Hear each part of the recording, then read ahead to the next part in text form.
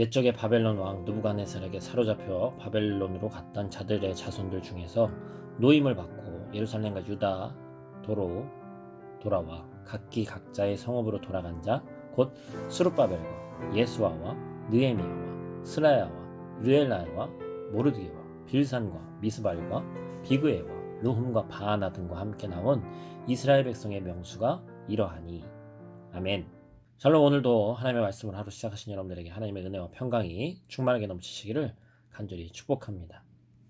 에스라 말씀 계속해서 나누고 있습니다. 어제 바사왕 고레스의 조서를 통해서 고국으로 귀환할 수 있는 기회가 주어진 이스라엘에 대해서 이제 나눴죠. 오늘 말씀은 사실 35절까지 읽어야 되는데 계속해서 반복되는 내용입니다. 바로 유다와 베냐민 지파 사람들이 돌아왔고 그 지파에 속한 사람들의 그런 명단들이 나오고 있거든요. 근데 중요한 것은 과거에 북이스라엘, 그러니까 남유다가 아니라 북이스라엘에 속해 있던 10지파 사람들이 귀환하지 않은 거예요.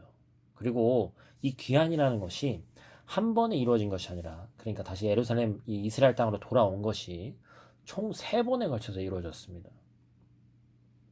뭐 우리가 연도를 다 외울 수는 없지만 1차 귀환은 기원전 537년 세스바살과 스룹바벨의 인도하에, 그리고 2차는 기원전 458년 에스라의 인도하에, 또 3차 귀환은 기원전 444년. 따지고 보면 거의 한 90년, 100년에 이르기까지 긴 세월에 의해서 귀환된 것이죠. 1, 2년 사이에 이게 이루어진 것이 아닙니다. 이렇게 소수의 지파 사람들이 오랜 기간에 걸쳐서 귀환한 이유는 어제도 잠깐 언급했습니다만 그만큼 고국으로 돌아가는 것이 쉬운 일이 아니죠. 70년이라는 세월, 거의 2세대죠. 그렇죠? 한 2세대 정도가 지난 그런 오랜 시간 동안 그 땅에서 살면요, 정착하게 되는 거예요. 팔레스타인이라는, 어찌 보면 이스라엘 남유다라는 작은 땅에서 살던 사람들이 큰 나라 대제국에서 많은 것을 보고 경험했습니다. 그들이 고국으로 돌아가기 위해서는 편안한 삶을 포기해야 되는 거예요. 바벨론에서의 기득권도 포기하고 이미 일어난 것들이 있잖아요. 모든 것이 무너져 있는 유다 땅으로 다시 돌아가는 것은 결코 쉬운 일이 아닙니다. 세상에 대한 애착과 미련을 포기하지 않고는 결코 황폐화된 고국으로 돌아갈 수 없었던 것이죠. 무엇을 얘기하는 것입니까? 이 시대를 살아가는 우리에게도 하나님이 말씀하시는 거죠. 무너진 성전을 재건해라. 돌아가라. 무너진 예배를 회복해라. 내 심령 가운데, 가정 가운데 무너진 하나님 나라를 재건하라는 것이죠. 세상에 대한 애착과 미련을 포기하고 하나님의 성전을 재건하기 위해서 고국에 돌아왔던 이들처럼 지금까지 즐기던 그런 세상 것들을 다시 내려놓고 다시 돌아오라는 것이죠. 예배의 자리로 돌아오라는 것이고 하나님께로 돌아와야 된다는 겁니다. 우리가 다시 한번 또 되새김질하지만 70년이라는 시간 동안 유다 땅은 이미 버려진 땅이 되고 황폐한 땅이 되었고 이방 사람들이 차지한 땅이 됐습니다. 성전도 무너졌죠. 집도 무너졌고 땅도 다시 일궈야 되는 거예요. 먹을 것도 다시 재배해야 됩니다. 돌아온다는 것이 사실은 기적이에요.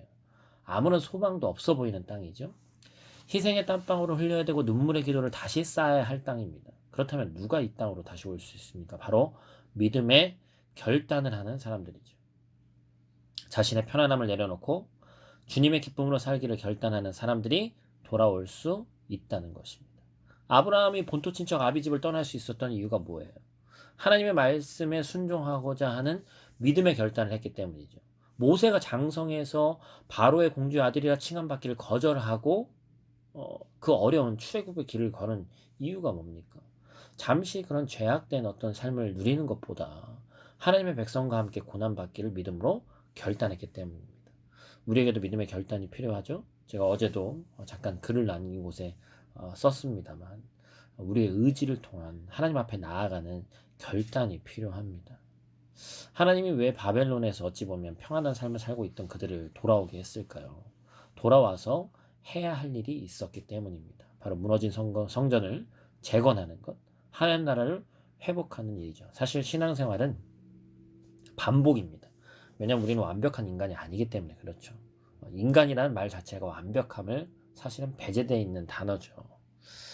그렇기 때문에 우리는 다시 한번 무너졌다가도 또 쌓고 무너졌다가도 또 쌓는 그러한 삶을 계속해서 반복합니다. 아마 다른 사람들의 눈에는 뭐 굳이 그렇게 살아야 되나 라는 생각이 들 수도 있을 것 같아요. 그러나 그것이 하나님이 부족한 우리에게 원하는 것이라는 사실을 잊지 마시길 바랍니다. 그래서 무너진 우리의 삶에 성전을 수축하고 하나님 나라를 회복함으로 영적 귀한 자 명단에 저와 여러분들이 이름 올리시기를 간절히 축원합니다. 기도하겠습니다. 하나님 아버지, 감사를 드립니다.